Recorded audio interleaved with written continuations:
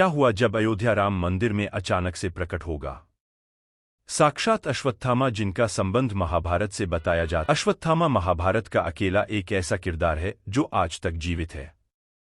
आज भी कई जगह पर अश्वत्थामा के जीवित देखे जाने के दावे किए जाते हैं, जिसे भगवान श्री कृष्ण ने श्राप दिया था कि वह कलयुग के अंत तक इधर उधर भटकता रहेगा। लेकिन अभी एक ऐसा चमत्कार देखा गया है जहां कई लोगों ने दावा किया है कि उन्होंने अश्वत्थामा को अयोध्या राम मंदिर में देखा है। ऐसा कहा जाता है। लेकिन किस रूप में, वह सच्चाई जानकर आपके भी रोंगटे खड़े हो जाएंगे। सबसे पहले, अगर आप एक सच्चे राम भक्त हैं तो वीडियो को लाइक करके कमेंट बॉक्स में जय श्री राम जरूर लिखें। जैसे कि हम सभी लोग जानते हैं कि 22 जनवरी 2024 के दिन अयोध्या में राम मंदिर का उद्घाटन समारोह हुआ था। इस समारोह में देश की काफी सारी हस्तियां भी शामिल हुई थी। इस दिन पर रामलला की मूर्ति को गर्भगृह में बंधे ही धूमधाम और मंत्र उच्चारण के साथ विराजमान किया गया। यह दिन लोगों को सदियों तक याद रहने वाला है। लेकिन इन दिनों एक बड़ी खबर सामने आई है जो किसी चमत्कार से कम नहीं है। इस चमत्कार को देखते हुए तो ऐसा ही लग रहा है कि प्रभु श्रीराम साक्षात गर्भगृह में विराजमान हुए हैं।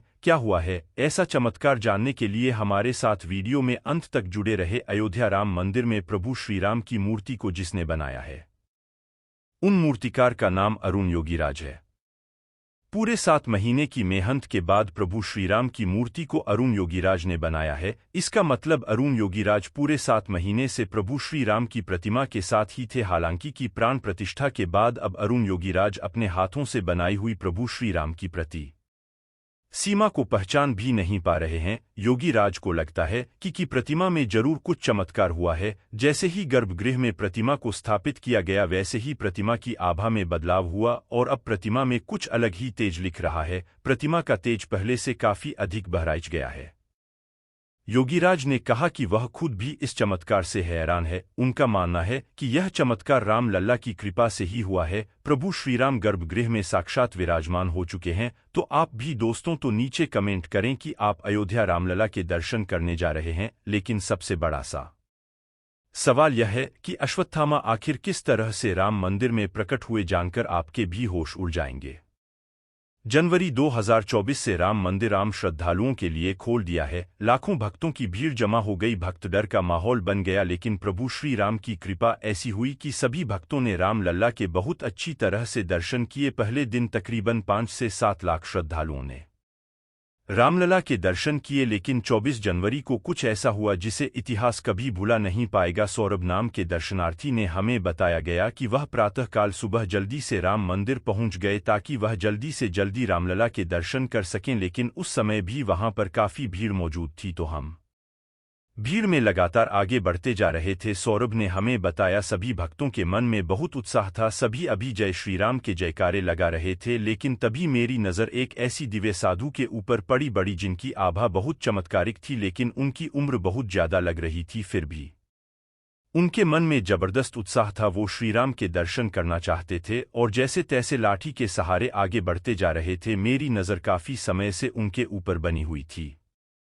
उस दिन रामलला के दर्शन करने के लिए हम सभी को तकरीबन 4 से 5 घंटे लग गए। हमारे साथ साथ उन दिव्य साधु महाराज ने भी रामलला के बहुत अच्छी तरह से दर्शन किए। उनकी आंखों में बहुत आंसू थे। वह फूट फूट कर रो रहे थे और रामलला से प्रार्थना कर रहे थे। जिसके बाद अच्छी तरह से दर्शन करके हम सभी राम मंदिर के बाहर आ गए तो मेरी नज़र अचानक से उन साधु महाराज पर पड़ी। अपनी लाठी टूट जाने की वजह से वह चढ़ाव पर गिर चुके थे। तब मैंने उन्हें संभाला, उन्हें सहारा दिया और उनसे पूछा कि आप इतनी बुजुर्ग अवस्था में भी आखिर इतना कैसे चल पाते हैं?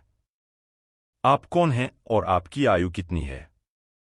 लेकिन उन साधु महाराज ने जो मुझे जवाब दिया उसे सुनकर मेरे रोंगटे खड़े हो गए, क्योंकि उनका कहना था मेरी उम्र 3000 साल से भी ज्यादा है और मैं एक श्रापित महाभारत का पात्र होगा। इतने में मेरे कुछ दोस्तों ने मुझे आवाज लगाई तो मेरा ध्यान भटक गया और वह साधु महाराज कहीं अंतर्ध्यान होगा। मैंने आसपास उन्हें बहुत ढूंढा लेकिन वह मुझे कहीं दिखाई नहीं दिया। यह मेरी जिंदगी का सबसे बड़ा चमत्कार था। लेकिन सवाल एक ही था, आखिर वह दिव्या साधु कौन थे?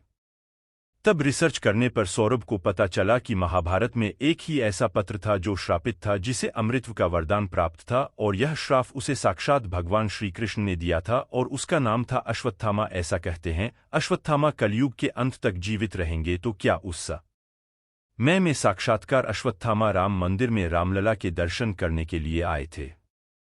इस सवाल ने सभी को आश्चर्य में डाल दिया गया, लेकिन क्या आप जानते हैं भगवान श्री कृष्ण मेनन अश्वत्थामा को श्राप क्यों दिया था? महाभारत के युद्ध की समाप्ति के बाद अश्वत्थामा ने पांडवों के पुत्रों का छल से वध किया था। पुत्र शोक में जब पांडवों ने श्री कृष्ण के साथ अश्वत्थामा का पीछा किया गया तो वे भाग गए। फिर भी जब अर्जुन ने उनका पीछा न छोड़ा तब अश्वत्थामा ने अर्जुन पर ब्रह्मास्त्र चल दिया। उससे बचने के लिए अर्जुन ने भी ब्रह्मास्त्र का प्रयोग किया। तब महर्षि वेदव्यास के कहने पर अर्जुन ने अपना ब्रह्मास्त्र वापस लौटा लिया गया, लेकिन अश्वत्थामा को ब्रह्मास्त्र लौटाने का ज्ञान नहीं था। तब उन्होंने अपने अस्त्र की दिशा बदलकर अभिमन्यु की पत्नी उत्तरा के गर्भ की ओर कर दिया।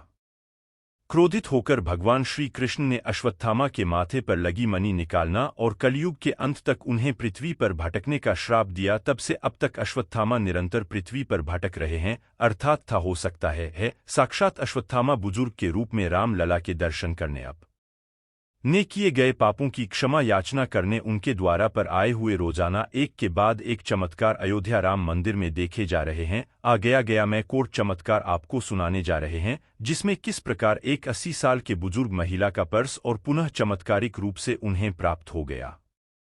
दरअसल राम मंदिर ट्रस्ट ने प्राण प्रतिष्ठा में जिन लोगों को आमंत्रित किया था उनमें से एक श्रीधर अपनी पत्नी, बेटे और बहू के साथ कार्यक्रम में शामिल होने आए थे। प्राण प्रतिष्ठा था। कार्यक्रम समाप्त होने के बाद श्रीधर की पत्नी जान जिनकी उम्र लगभग 80 वर्ष बताई जा रही है, वह प्रभु राम का दर्शन करने के लिए गर्भगृह में प्रवेश कर रही थी। तभी उनका बैक हो गया, जिसके बाद भी बुजुर्ग महिला ने रामलला के दर्शन करने का निर्णय लिया और वहां पर मौजूद सुरक्षाकर्मी से मदद भी मांगी। सुरक्षाकर्मी ने वृद्ध जानकी देवी को गर्भगृह तक पहुंचा दिया, जिसके बाद प्रभु राम की भक्ति में महिला लीन हो गई और प्रभु राम से अपने बैग के लिए प्रार्थना की। राम मंदिर ट्रस्ट के मुताबिक महिला के बैग में थे या शेष 550 रुपये और आधार कार्ड के साथ अन्य सामान थे, लेकिन महिला ने आने पैसे की फिक्र न करते हुए पहले रामलला के दर्शन करने का फैसला किया। अब आपके मन में यह सवाल चल रहा होगा कि महिला को बैग कैसे मिला। प्राण प्रतिष्ठा कार्यक्रम में उत्तराखंड के हरिद्वार के प्रेमानंद जी महाराज भी शामिल हुए थे।